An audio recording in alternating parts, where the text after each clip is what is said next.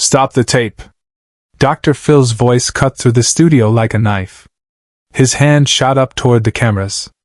The entire production froze. In 23 years of broadcasting, he had never stopped mid-interview.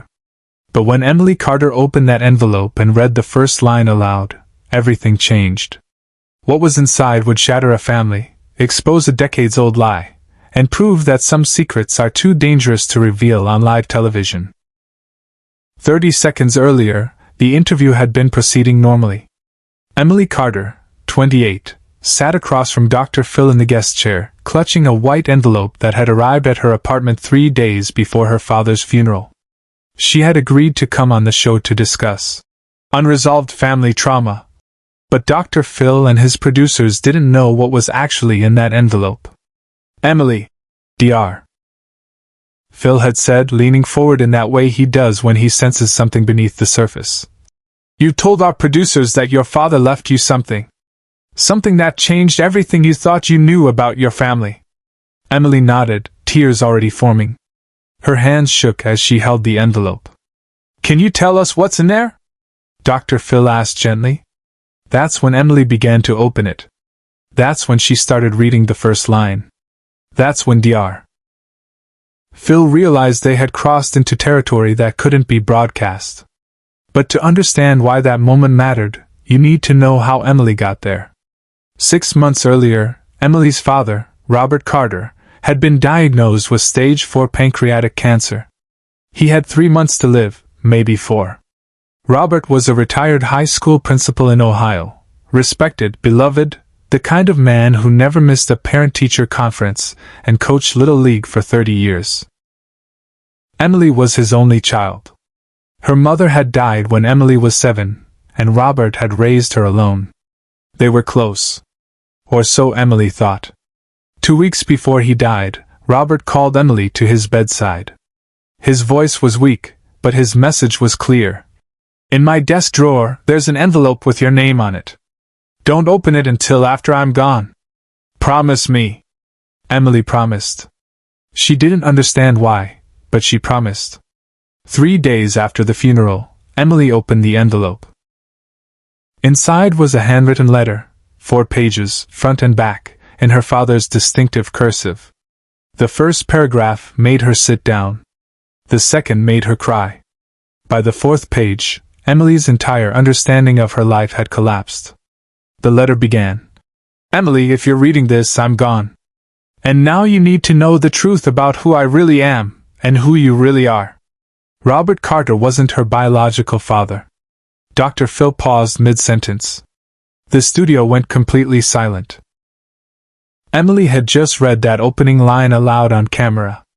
The audience gasped. Dr. Phil's expression shifted instantly, from curious to protective. Emily, he said carefully, before you read any more of that letter on camera, I need you to stop for a moment. But Emily was already crying, already committed to the revelation. He said he found me. He said my real parents abandoned me at a hospital when I was 3 days old, and he took me home. The studio audience murmured. Some people started crying. Dr. Phil stood up. Hold on, he said, louder this time, looking directly at the control room. Stop the cameras. Right now. Off camera, Dr. Phil made a choice no producer expected. The red recording lights blinked off. The audience sat in confused silence. Dr. Phil walked over to Emily, crouched beside her chair, and spoke quietly enough that only she could hear. What happened in that moment wasn't broadcast. The microphones were muted. But people in the audience later described it as the most human thing they'd ever seen Dr. Phil do. He wasn't a TV host anymore. He was just a man trying to protect someone who was about to destroy her own life on national television. After 2 minutes, Dr. Phil stood up and addressed the audience directly. Folks, we're going to take Emily backstage. What she just shared is deeply personal, and it's not something that should be processed in front of cameras. We're going to get her the support she needs, and we'll continue this conversation privately. He turned to Emily. Come with me. Subscribe and leave a comment, because the most powerful part of this story is still ahead. Backstage, in Dr. Phil's private office, Emily sat with a box of tissues and the letters still clutched in her hands. Dr. Phil sat across from her, not as a TV host, but as a clinical psychologist with 30 years of experience dealing with family trauma. "Emily," he said gently, "before we go any further, I need to ask you something. Have you verified anything in this letter? Have you spoken to anyone who knew your father back then?" Emily shook her head. "I didn't know who to ask. My mom's family disowned us after she died. My dad, Robert, he didn't have any siblings. I'm alone." Dr. Phil nodded slowly. "Okay. Here's what we're going to do. My team includes investigators who specialize in family history and adoption cases. With your permission, I'd like them to look into this before you make any decisions about what to do next." Emily looked up, hope flickering in her eyes for the first time. "You'd do that? Emily, you came here looking for answers. I'm not going to let you walk out of here with more questions and no support. That's not how this works." But what happened next is something no one in the room, or watching at home, saw coming. Over the next 72 hours, Dr. Phil's investigative team, led by a private investigator who had worked with the show for 15 years, traced Robert Carter's history back to 1996, the year Emily would have been born. They found hospital records from St. Vincent Medical Center in Toledo. They found a police report filed by a young couple, teenagers actually, who had reported their newborn daughter missing from the hospital nursery.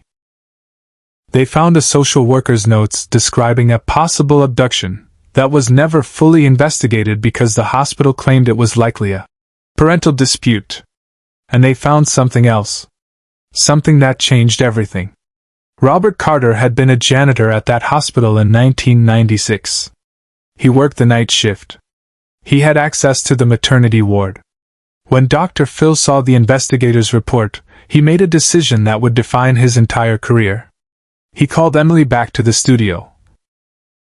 Not for filming, but for a private conversation. This time, Dr. Phil brought someone else, Detective Sarah Mendez from the Toledo Police Department's Cold Case Unit. Emily walked into the office confused. When she saw the detective, fear flickered across her face. "Emily," Dr. Phil said carefully, "please sit down. What I'm about to tell you is going to be difficult, but you need to hear it." Detective Mendez took over. Mess. Carter, 20 years ago, a baby girl was reported missing from St. Vincent Medical Center. Her name was Sofia Martinez. Her biological parents were 16 and 17 years old. They were told their baby had been taken by Child Protective Services due to their age, but that was a lie. Someone took that baby from the hospital, and the case was never solved. Emily's face went white. You think that was me? We ran a DNA comparison using the database." Mendez continued. "Your biological parents, Maria and Carlos Martinez, they've been looking for you for 20 years. Emily, we found them. And they want to meet you." The room fell into absolute silence. Emily couldn't speak. Dr. Phil reached across and took her hand. "Emily, your father, Robert Carter, he loved you. I have no doubt about that. But he also made a choice 28 years ago that was wrong. He took you from your biological parents, and he built a life based on that lie." Tears streamed down Emily's face. "But he raised me.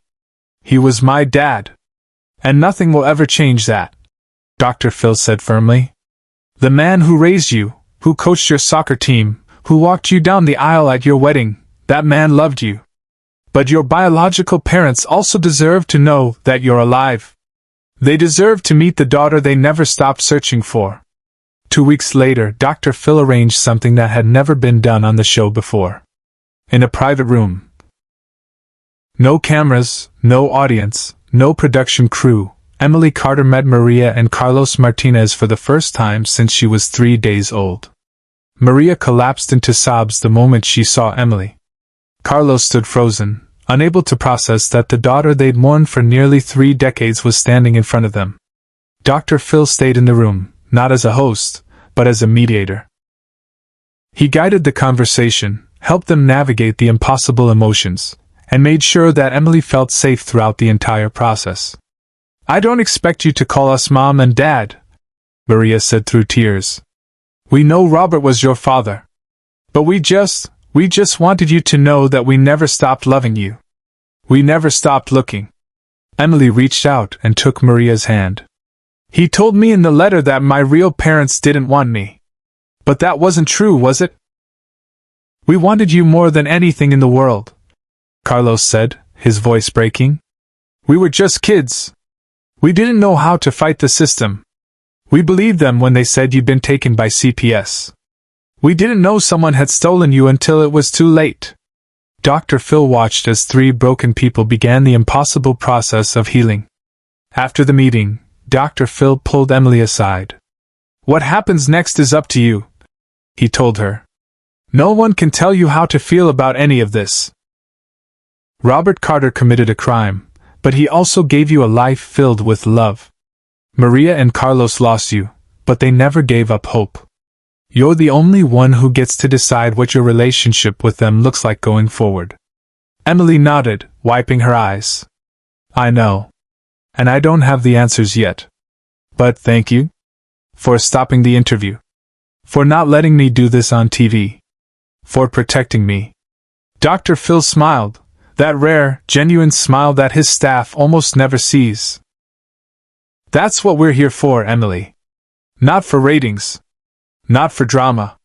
We're here to help people find their way through the hardest moments of their lives. Share and subscribe. Make sure this story is never forgotten." 3 months later, Dr. Phil did something unprecedented.